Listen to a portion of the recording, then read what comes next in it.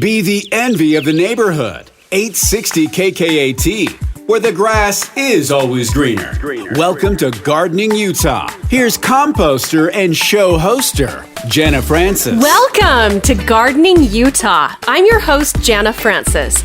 Every week here on Gardening Utah, we give you gardening inspiration and advice from experts across the state. We talk about vegetables, flowers, trees, shrubs, and of course, your lawn. Thank you for listening. I hope this show is something that you'll look forward to checking in with every week. Whether you're a beginner or an expert, Gardening Utah aims to inspire you and keep you in the know of what tasks you should be accomplishing in your yard and meet amazing, informative experts along the way. This show airs on the radio on the weekends here in Utah at 10 a.m. on 860 AM KKAT, and episodes drop every weekend on Apple Podcast, Spotify, or wherever you get your podcasts, so hit that subscribe button so you never miss an episode. We have a jam-packed show today, and we are going to talk about the elephant in the room. What's that, you say? Well, it is the drought. We are going to learn from Eric Marble with Chanshare Sod Farms exactly what we need to do with our lawns. Now, some of you are going to choose to brown out your lawn in the midsummer. He's going to walk us through step-by-step on how to do that. And he's going to tell us all the maintenance practices that we need to do in order to maintain our turf grass in a drought. So we're going to get into that right after this and hopefully save a lot of water this year. But first, the tip of the week. 860 KKAT with your Gardening Utah tip of the week. This tip of the week is for all of you garlic growers or garlic lovers. It is almost time for garlic scape season. The best springtime treat. Now, what are garlic scapes? Garlic scapes are the flower stalks that are found on certain members of the allium family, primarily garlic. Now, they are about to appear on our garlic here in Utah. And essentially, it is the plant going to seed. Now, if you are growing garlic, you do not want it to go to seed because you want all of that energy to go back into the bulb. But good for us, that garlic scapes are a delicious springtime treat. So when you see the garlic starting to sprout this seed head, what you're going to want to wait for is to make sure that it usually makes 1 or 2 loops before it straightens out. And once it straightens out, it develops seeds. But if you snip off these scapes before those seeds developed, obviously more energy goes into making a bigger garlic bulb. And then when the garlic scapes are in the full curl, they are tender and they are delicious. And let me tell you, they taste kind of like green beans with a garlic flavor. They're absolutely delicious. They're a lot milder than the garlic clove, and they have kind of a broad spectrum of uses. You can put them in soups and salads, anywhere you would put green beans, and they are a delicacy that is starting to become really highly prized in farmers markets and restaurants alike. Now, to harvest them, really you just look at the garlic plant, find the scape, and snap it off. And the part that you're going to use is from the part that you snapped all the way to where the flower bulb starts. So keep an eye on your garlic the next couple weeks because you're going to be seeing those scapes emerge, and make sure to get them picked, enjoy them in your kitchen, and then you will have much larger garlic cloves to harvest come July. And that's your Gardening Utah tip of the week, brought to you by the Advocates. If you're in an accident, you deserve an advocate. Call 801-355-5550 or visit UtahAdvocates.com. Never miss a tip for your garden and never miss an episode. The Gardening Utah Podcast well, with Eric, Jana thanks Francis so much for being here. This is a really needed conversation for so many Utahns, isn't it? Oh, it totally is. And Jana, I love being on your show, and I love talking about grass and about water and all that fun stuff. So it's always a good time when we get to spend some time together. Yes, it is. I'm so happy to have you on this year. So this is going to be a very interesting summer, is it not? Oh, certainly. Like, it's shaping up to be a very challenging, and it's been interesting. Like, we monitor all of the water legislation that goes on up at the state capitol at the beginning of the year. And there were a record number of bills that were passed concerning water this year and about water conservation and everything. And it's pretty amazing. Utah water law was established back when the pioneers came in. And because of that, they really set Utah up in order to protect their water rights, but it's also made it a little bit archaic and a little bit difficult in order to move past those old water laws. And there was some really great strides that were taken this year in protecting some of our environment, like being able to protect the Great Salt Lake and some of the waters that go in there, being able to protect farmers and the water that they use. Because before, like, the water law was that if you didn't use the water rights that you had, that those water rights could be taken away from you. It was called prior appropriation and beneficial use are kind of the two tenets that water law has. And there was some legislation that went through that really worked to protect farmers to be able to use their waters in the correct way without wasting them, and then also protect in-stream flows, which will allow water to actually continue onto the Great Salt Lake when it's not being used directly by somebody who has the right. So I know kind of a geeky water law conversation that I started out with, but it's pretty amazing to see just how great our state is and how forward thinking we are when we start really getting down to the resources that we have within the state. And, I mean, there's a lot of interesting things that happen with the lake and the ecology of water and weather surrounding the lake. And so that's a really huge thing with that. And they also did some stuff about water banking, which means that some of these water conservation districts can allow people to bank their water just as if somebody was able to bank money. So instead of selling their water rights completely or relinquishing their water rights, they can put it into the water bank, and then other people can purchase that water and use it without having the exact water right. So those two things are going to work together in order to help people to actually continue to put more water into the Great Salt Lake. And, again, it protects our environment. It protects our air quality as well, because some of the dust that is put into the air by diminishing water in the Great Salt Lake is detrimental to our health as well. So, I mean, those are two great things that have come out of the last couple of years' legislation. Wow. Yeah, I remember reading that if the Great Salt Lake isn't there, we turn into a big old dust bowl and our weather will change dramatically. Yeah, definitely. It definitely affects the air quality, affects the weather. They talk a lot about the lake effect during the winter and how that actually provides more water for us and creates precipitation. Yeah. And it is a real thing. Interesting. Okay, so Utah homeowners, the big question is, what do we do this year? How do we change up our habits? What should we be doing right now to our lawns? Well, first of all, I think the first thing I want to say is don't freak out. Okay. And especially because of your lawns. Like, lawns are definitely one of the most resilient plants that are in your landscape. And so even though there may not be as much water, and even though you may not have access to as much water, if you maintain your lawn properly, then you're not going to have to worry as much this year. But because of the fact that there is a drought and there's a lot less water this year, then it's important for us to kind of prioritize the plants and how we water them in the landscape. The USU Extension has put out kind of a guide for that, which I really love. And it talks about what the most important things to concentrate on in water are, in what order. And the first thing is to water your trees, to make sure your trees have enough water. The next is your shrubs. The shrubs help to filter dust and pollution from the air, and they help dampen traffic noise. Perennials are the third. Annuals are the fourth. And then the fifth and last thing that you should concentrate on in your landscapes, if you have to ration water, is your turf grass. And the turf grass is, if it doesn't have water, it'll enter a state of dormancy. And then when the conditions improve, it will recover. So, again, if you kind of follow that hierarchy, then you'll be able to maintain your landscapes, and you can cut back on water in some of those areas that maybe you felt like needed more water when you didn't. However, having said that, we're going to talk about turf grass and how to maintain turf grass on the least amount of water as possible. And really, we've proven over the last 30, 40 years of growing turf that you can actually have a verdant green lawn in the heat of the summer with only 1 inch of water a week if you maintain it properly. And so hopefully some of the things that we talk about today will help that to happen. And spring maintenance is critical to that, right?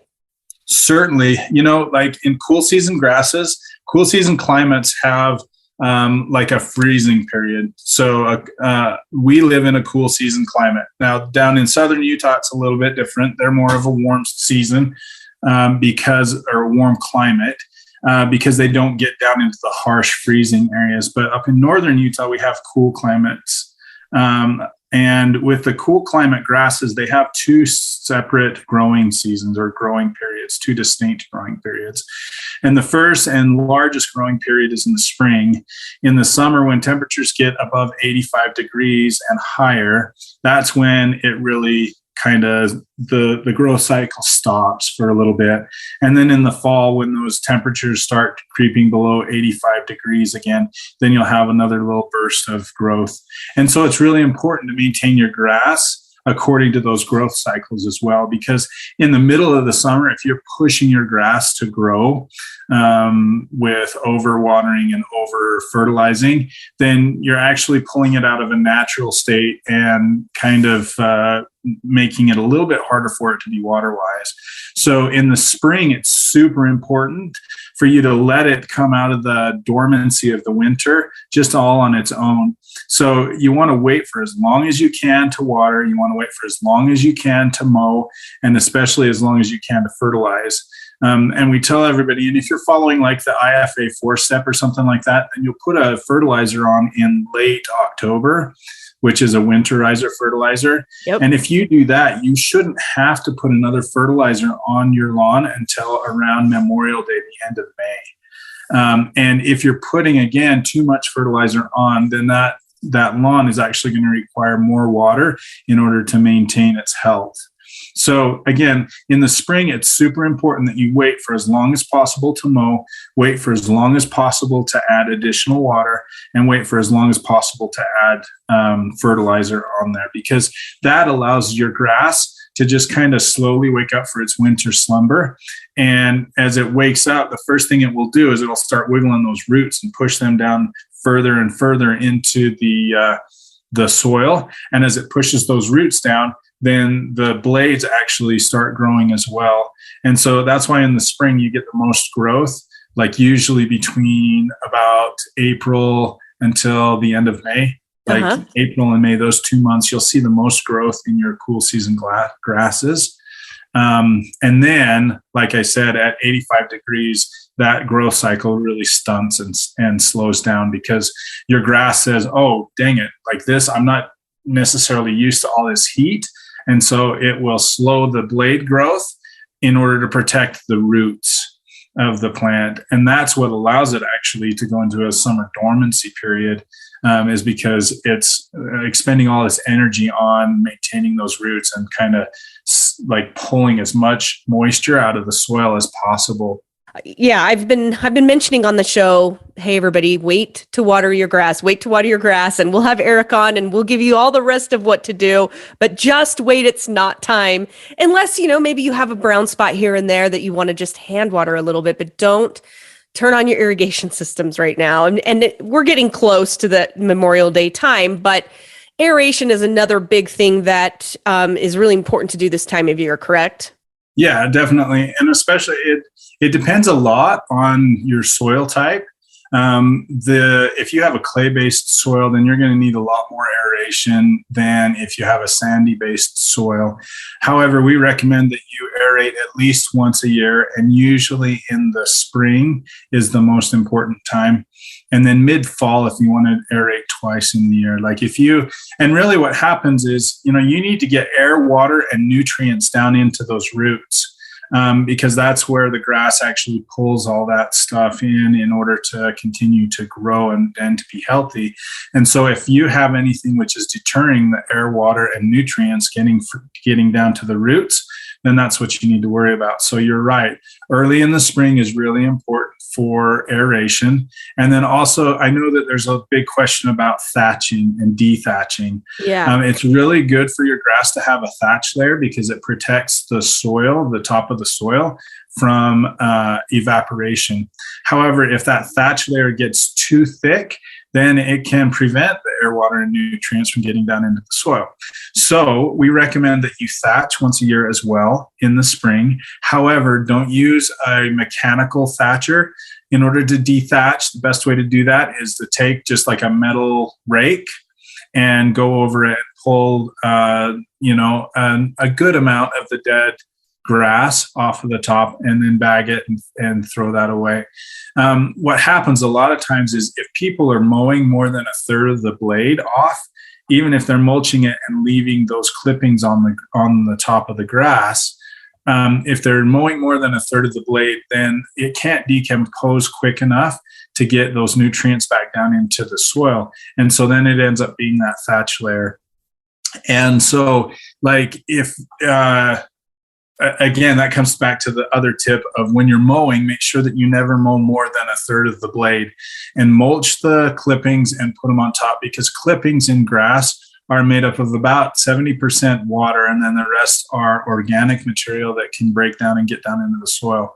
But if you've got big clumps of grass that are showing up as you're mowing, then you need to either rake that so that it's more even across your lawn bed, or you need to take some of it off of there, because otherwise it will turn into a thatch layer that could prevent the air, water, and nutrients getting down in. So again, that tells you about thatching, that tells you about aerating and mowing as well. So now, what would you do first, the thatch or the aeration? The thing I would do first is the thatch. Okay. And then I would do the aeration, because with the aeration, you want to, if you're going to do plug aeration, which is what most homeowners do, you want to leave the plugs on the top of the lawn, because again, those will break down and the nutrients will go back down into the soil and the grass will be able to use them. And because of the fact that you're returning those nutrients into the soil, you're not going to need as much fertilizer on there in order for it to be healthy. So the first thing I would do is thatch. The next thing I would do is aerate. Got it. So you can learn a lot from looking at the aeration plug, right? Certainly. Yeah, it can tell you how thick your thatch layer is. It can show you, certainly if you're like, you should see the roots of your grass going further than where your plug aeration stops. If you don't see that, then your roots may be pretty short, which would mean that you would need to water more deeply and infrequently. And you can also tell what type of soil you have by looking at it, or by using the soil that comes up from the plug aeration too. So yeah, you can tell a lot from the aerating plugs. Yeah, for sure. And then talk to me about grubs. I think I have some patches of them. Yeah. And actually right now, May, the whole month of May is when grubs will start rearing their ugly heads. Okay. So if you have a patch in your grass that starts to turn blue-gray, and you start watering it and it just doesn't respond to the water and it keeps turning more and more brown, then it's probably likely that you've got some kind of pest in your lawn. Grubs they show up right now. And what will happen is you'll have like a central area that's usually kind of circular, and then you'll see little tendrils or something coming out from that, almost like tracks in your lawn. So we recommend that you do a season-long grub and pest control. GrubX makes a really great one for our area. It's suited well for our area, but all you have to do is apply it once and it takes care of the grubs. So if you have an area that's starting to turn blue-gray but isn't responding to watering or fertilization, then I would next apply some grub control. And again, that's recommended the middle to the end of May every year. Okay, fantastic. So it's the perfect time. Yes, definitely. And it's still a great time to aerate if you haven't yet, right? Certainly. Again, anytime you loosen up that soil and allow easier penetration of the air, water, and nutrients, I say that over and over again: air, water, nutrients, air, water, nutrients. Yeah. Just think about that as you're maintaining your lawn. But like anytime you allow that easier access to the roots, then it's going to help your plants to grow better. Fantastic. Okay, so what next? Is it water? So yeah, like next we should talk about water. And well, let me go back to mowing just a little bit. Oh yes. And so that I can finish that off, and then we'll talk about water. But like with mowing, I mentioned to you before, like you should never mow more than a third of the blade at a time. And so like if your grass is getting way too long and you need to like just cut it, half of it off, then, mow a third of the blade and then wait for a couple days and mow the other one. Because what will happen is your lawn will go into shock. And if you think about the plant protecting its life, if you cut off, like in order for it to live, it needs to be producing green. It needs to be going through the process of photosynthesis. And those blades in the grass are the living, breathing part of that plant. So if you take off more than half or more than a third of what that blade is, then that plant all of a sudden is going to go into kind of a shock mode where it like pulls in more water and more nutrients than it needs so that it can rebuild that blade. Whereas if you do less than a third or less of the blade, then it's not going to go into shock. So we recommend, and especially in drought years, that you keep your lawn as long as you can stand it, 2 to 3 inches or longer. Because what will happen is that as the increased frequency of cutting will create like more urgency in that plant to regrow the blade. And if you only do a third or less of the blade at any given time, then it still is okay to just live and grow like normal. So maintain the blade higher, and then, if you can stand it, keep your lawnmower just on the highest setting as possible. I love a good long lawn. That's the way I prefer it. Yeah, especially if you're out laying in it. Like long lawns are just, they kind of cuddle you. Yeah, they totally do. Okay, well, we're going to take a quick break and we'll come back right after this, and we're going to talk about watering your lawn with Eric Marble from Chanshare Sod Farms right here on Gardening Utah. Stay with us. 860 KKAT with Jenna Francis and Gardening Utah. We are supported by ProgressivePlant.com. They are the experts that the professionals go to for all things plants. Progressive Plants has over 1 million plants at their 100-acre nursery up in Copperton. And you can shop those plants from right at home at ProgressivePlants.com. They are your neighbors next door and experts at helping you choose the perfect and unique plants that will thrive in your location. Progressive Plants is passionate about helping homeowners, expert gardeners, novices alike choose the correct plant for your soil. They don't just grow plants, they know plants. Let Progressive Plants help you today. Just go to ProgressivePlants.com and check out their wide selection. You can also go to the Design tab and look at the expert designers that they have that can help you plan your perfect yard. Visit ProgressivePlants.com today. Shop Steals.com and start saving today. Steals.com, STEALS.com. It's the Gardening Utah Proven Winners Color Choice Shrub of the Week. Here's Cameron Alcott with Progressive Plants. Hey everybody, it's Cameron from ProgressivePlants.com, and one of the questions that I get asked a lot is about hydrangeas, and people want to know what kind of mophead hydrangeas live in Utah. Well, there really isn't a whole lot, but Proven Winners Color Choice Shrubs has actually come out with one that I'm excited about, and I am really hopeful that it's actually going to perform here. Let's Dance Ariba isn't just a regular big leaf hydrangea, it's crossed with the hardier mountain hydrangea, so my hope is that it performs better here in Utah with that increased hardiness. My advice would still be keep it at least in some afternoon shade and really think about volcano mulching it over the winter to protect the base of the plant. The flower color is dependent on soil pH, so expect more of a pink color in the ground here. However, due to its small size of being only 2 to 3 feet, you could keep it in a container and water with an acidifying fertilizer, and you might get more of a purplish mauve color, but I don't know that you'll get anything blue ever. Pick up yours now from ProgressivePlants.com and search for Hydrangea Let's Dance, or look in the episode notes for the link to this unique new hydrangea from Proven Winners Color Choice Shrubs. Look for the Proven Winners white containers at ProgressivePlants.com or at your local garden center. We are supported by ProgressivePlant.com. All things plants. Visit ProgressivePlants.com today. She really does have the nicest yard on the block. It's Gardening Utah with Jenna Francis on 860 KKAT. Welcome back to Gardening Utah. I'm your host, Jenna Francis, and with me here today is Eric Marble with Chanshare Sod Farms, and he is giving us the details of how we can maintain our lawn in a drought. And next up is water, right? Yeah, certainly. And especially in a drought, that's the key is maintaining your landscapes in a water-wise manner. And so water is so important. As we talked about before, making sure that you take care of your landscape in order of importance as far as when water is sparse, that really can help you to prioritize when you don't have enough water to maintain your complete landscape. But watering your landscape properly is going to do a lot for conservation. And, a lot of times I'll see people in the middle of the day watering, or I'll see sprinklers on in a rainstorm.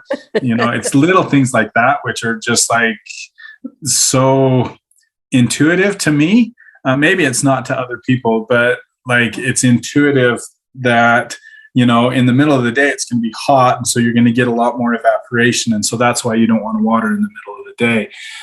Or if you've got rain falling from the sky, you don't need to put it up from the ground as well, So it's little things like that are important. And, Jana, you and I were talking a little bit earlier about how in parks and in golf courses, a lot of times you'll see them watering during the day. And so people think, well, if they can water during the day, why can't I? Yeah. But, the big thing to think about is the utility of each of those places. Usually in a home's landscape, you're not going to have people that are out on the lawn during the middle of the day. And you're not going to have as much use as you are in a park or in a golf course. And so maintaining those in a different manner is actually okay. And a homeowner, really, you just it's so much better to water in the middle of the night. It's so much better to water when you're not going to have the chance of people out on your lawn and everything. And so I see a real difference between public open spaces and the watering that may be done by a professional landscape manager than what happens in a home. And so there's to me, there's a clear, distinct difference in all of that. Yeah, definitely. But let's talk a little bit about watering. One of the things that we talked about just a minute ago was you don't want to water in the heat of the day. And part of the reason for that is that in the heat of the day, there's going to be a lot more evaporation because of the higher temperatures. And so the best time to water is between 10 p.m. and 6 a.m. Part of the reason is because the cooler temperatures. Part of the reason is because you're going to have a lot more better water pressure during those times because people aren't going to be using as much water inside their homes and whatever. And so the water pressure is generally going to be better. So that's the time of the day is pretty important. But then also, in addition to that, you need to think about the time of the year. A lot of people have an automatic sprinkler system, and so they'll set their sprinkler system in the spring, and then they don't adjust it or change it all the way through until the end of the fall. And as we talked about before, there's a growing cycle for the grass. And so, it's really important for you to change the amount of water that you put on if you have an automatic sprinkler system. Now, some of the water conservation districts are giving guidelines of when people can water right now. And they'll give them 1 day a week or whatever. And I know that seems like it's not going to be enough, but we've been maintaining for a long, long time, over 30 years, that you can actually water 1 inch in the heat of the summer every 6 or 7 days and still have a verdant green lawn. So talking about that in April, usually, and this is in northern Utah, and this is a general guide, so you may need to adjust this a little bit.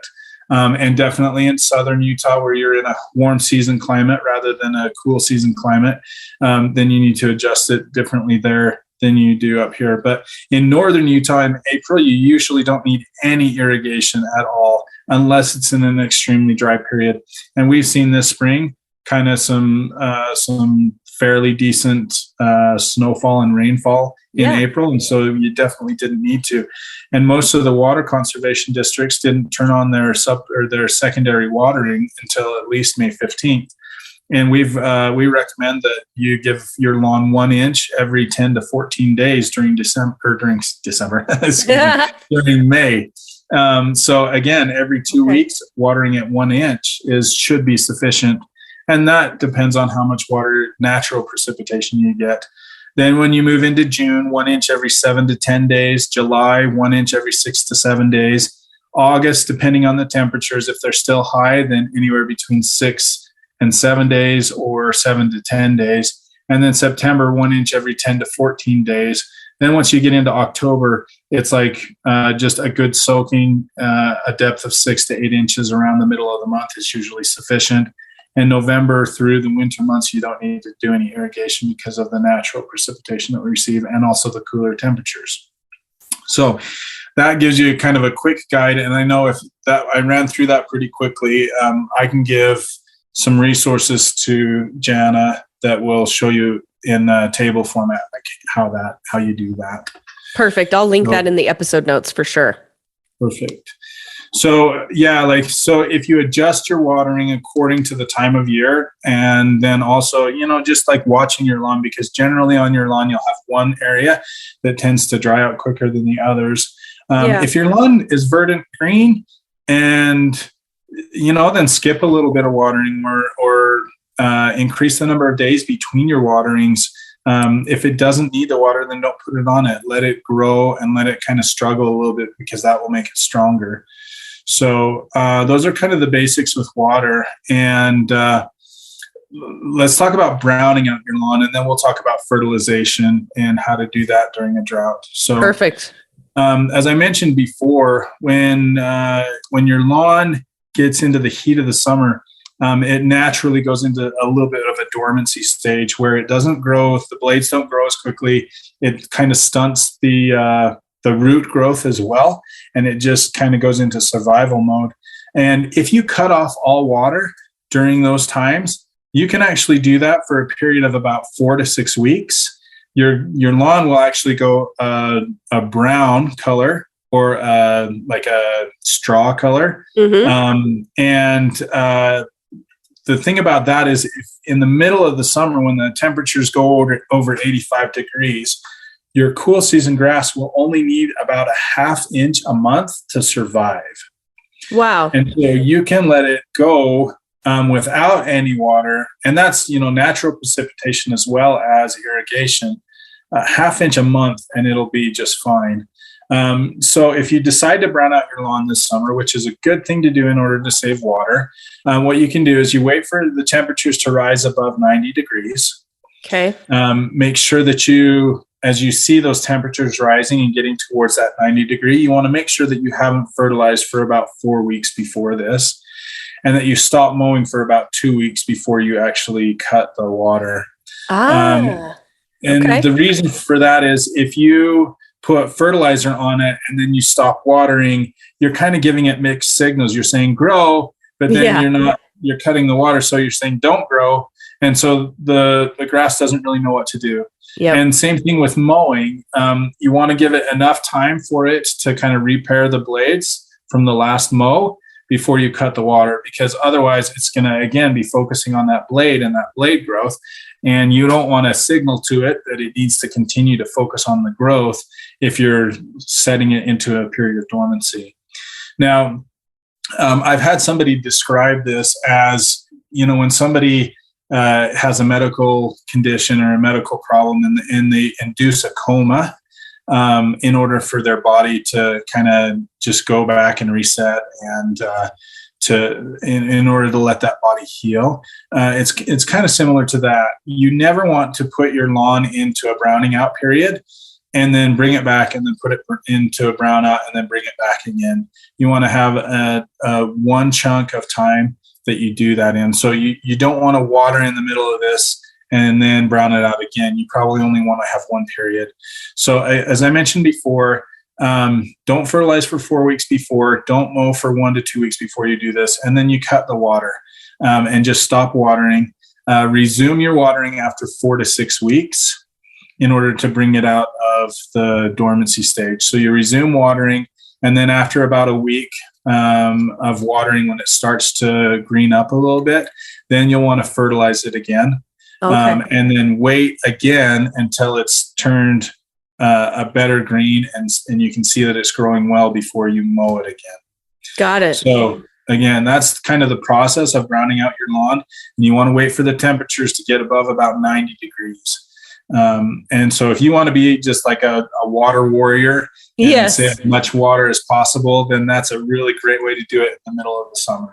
Yeah. Now, okay, so do you think that July or August is better to do this? I mean, I guess they're both equally kind of as hot.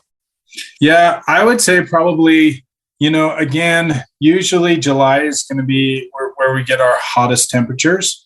And so I would say like mid-July to mid or the end of August. And, like one thing to watch out for is when you're browning out your lawn like that, if your lawn is healthy, then it kind of naturally creates a weed barrier. And so during those periods where it's browning out, it's going to be weaker. And so you got to watch and kind of maintain, make sure that you're hand weeding or taking care of weeds as quickly as you see them popping their heads up, because you don't want it to have to recover from the browning out as well as from the weed encroachment at the same time. Does a browning out have any other benefit aside from saving water? I mean, does it prevent some weeds? I mean, without any water, you're not at least getting germination. Yeah, it may not it gives opportunity for weeds, but what it will do for your grass is like that grass is going to go into kind of hibernation mode, but it also forces it to pull from a deeper water table. So even though you may not see growth on the top and it may be gray on the top or brown on the top, it will chase water deeper. And so it can actually force the grass to push roots deeper. So it may be a little bit weaker as far as preventing weeds, and there may be more opportunity for that, but it actually ends up making your grass more healthy and stronger if you do it correctly. Gotcha. Does it mess everything up? Let's say we're doing this between mid-July and mid-August. What happens if we get a big old rainstorm? Mm-hmm. Well, if it's receiving the natural precipitation, then, again, like that example I told you before, you don't want to bring it out of the dormancy stage and then put it back into the dormancy stage. So if we get a good amount of precipitation towards the end of July and you're starting to brown out your lawn, I think the best thing to do is just kind of watch your lawn. If it's really starting to green up naturally, I would say bring it out of the dormancy a little bit early. Again, you're not going to be using any additional irrigation water in order to do that. So if it comes out naturally due to precipitation, then I'd say just kind of figure that that's a bonus and bring it out of the dormancy a little bit early. Got it. Okay. Now, the elephant in the room with lawns a lot is our famous weed here in the state of Utah called field bindweed or morning glory or the devil's plant itself, however you want to call it. Uh-huh. And that's actually the number one question I get is, what do I do about field bindweed in my lawn? Does browning out your lawn help or hurt the field bindweed? Again, because the lawn is a little bit weaker, then it can give more opportunity for weeds that may not require as much water to come in. So it's really important to watch. And as soon as you see some of those plants in there to, like natural ways to get rid of it, you pull them out as deep of the root as you can get. Another way to do it is you pull the weed out and then pour boiling water down in the hole, which scalds the root. Oh. And then, if you want to, you can put herbicides on there. And there are some herbicides that are specifically will target crabgrass and the bindweed and stuff like that. Is there a time of year you want to avoid putting down any sort of, weed killer on your lawn? Not necessarily. If it's a new lawn, you want to wait until it's established before you start adding chemicals to it. Definitely the spring pre-emergence are better than post-emergence. So pre-emergent is going to kill the germination of the weed before it emerges. That's why it's called a pre-emergent. Post-emergent is after it emerges, and so that's why it's called a post-emergent. But definitely the best time of year is before it starts germinating, because once it germinates, then that's when it starts just exploding, and you have a lot harder time controlling it. So early spring is the best time. You can put herbicides on there really at any time. You just want to be careful not to put too much in the heat of the day, because that can tend to burn your lawn. Got it. Okay, so tell the listeners, how do they know when they've hit the 1 inch mark? An easy way to do it is just to take a cat food can or a tuna fish can and set it out on a couple different places in your lawn and run your sprinkler. And then when that fills up, then you've got 1 inch. You can also go to the USU Extension or to like home improvement stores and get a catch cup, which is kind of like a filter. And you set it out. Not like a filter. It looks like a funnel.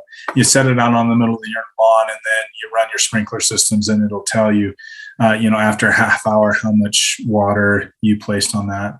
You want to set it in the center of your heads, because your irrigation heads your sprinklers should reach from head to head. And so right in the center is where you're going to get the truest measure of how much water is actually being applied to that. Gotcha. Now, we'll see sometimes where you're watering and you think you've just started, but then you're getting some runoff or some puddling. What do you suggest users do when that happens? So a couple different things. Again, if you haven't aerated for a while, you may have a problem with compaction, and compaction will cause the water to run off rather than go down into your soil. So aeration is a good thing with that. You may have clay soil, and if you have clay soil, then the runoff would be caused by that water not being able to seep into the soil quick enough. And so in that case, instead of trying to run 1 inch, like say run your sprinkler system for 45 minutes to get 1 inch, you cycle your stations. So you run it for 15 minutes on each station, then you run your whole cycle again, 15 minutes, and then your whole cycle again, 15 minutes. And again, that puts the time in between, which creates the air layer, the air pocket that either holds up the water or pushes the water down into the soil further. And that can help you in order to prevent the runoff. Now, if you've got a huge slope on your landscape, then that may be causing some of the runoff as well. Yeah. And like really steep slopes are probably not the best areas for you to plant grass. So if you have that, you might want to consider putting a different type of plant material in that area. But again, running it in cycles rather than just running the whole amount at one time will help to prevent the runoff. Okay, got it. Now, when we say 1 inch of water a week, I just want to reiterate, we're talking about all at once, right? We're not wanting you don't want to be doing 1 inch of water a week on multiple days, because that completely defeats the purpose, right? Right. Yeah. 1 inch of water a week, if you can apply it all at one time, then that's the optimal thing, because what that does is it fills up the water table where those roots can draw from. But again, it really depends on the type of soil that you have, because if you don't have like sandy loam soil, which retains enough but also allows filtration, then you may either get runoff or you may get some other you may get to where the water goes deeper than where the roots are. We haven't talked at all about fertilization. Just a real quick thing. The most important time to fertilize is in the late fall. During drought years, we recommend that you cut back your fertilization to 2 times a year. Okay. And what that would be is probably the beginning of the end of June and then like in October. And the reason for that is because when you put fertilizer on, you're promoting growth, and you want to kind of slow the growth a little bit so that it doesn't require as much water. Got it. And we'll put resources in the episode notes of the show, but they can always check out more at chanshare.com. Thanks so much for being here, Eric. I really appreciate it. Hopefully we're saving millions of gallons of water with this one episode. And hopefully it'll stay in the streams and go right to the Great Salt Lake. Exactly. When you're ready to grow big or go home, make your neighbors green with envy. Get the Gardening in Utah podcast, Gardening Utah, available wherever you get your podcasts and at 860kkat.com/garden. We are supported by ProgressivePlants.com. They are the experts that the professionals go to for all things plants. Progressive Plants has over 1 million plants at their 100-acre nursery up in Copperton. And you can shop those plants from right at home at ProgressivePlants.com. They are your neighbor's next door and experts at helping you choose the perfect and unique plants that will thrive in your location. Progressive Plants is passionate about helping homeowners, expert gardeners, novices alike choose the correct plant for your soil. They don't just grow plants, they know plants. Let Progressive Plants help you today. Just go to ProgressivePlants.com and check out their wide selection. You can also go to the Design tab and look at the expert designers that they have that can help you plan your perfect yard. Visit ProgressivePlants.com today. Savvy moms everywhere are shopping at Steals.com, a trusted daily deal shopping website for moms, babies, and kids. At Steals.com, quantities are limited, so act fast. Steals.com has an amazing selection, all at prices up to 70% off. Your shopping destination is just a click away at Steals.com, but don't delay. The daily steal changes every day at 9 a.m. You'll find everything for kids, for women, and the home. Everything you'd need to throw a great birthday party, gifts for friends, women's shoes, furniture for the home, and more. Steals.com is the perfect destination to have gifts delivered right to your door. Be inspired by Steals.com, where you can discover thousands of special items, all at amazing prices. At Steals.com, women are having fun discovering something new every day. It's a must-have for busy moms. Download the mobile app and make it easy to shop on the go. Now it's your turn. Discover new selections and unbeatable prices. Shop Steals.com and start saving today. Steals.com, Steals.com.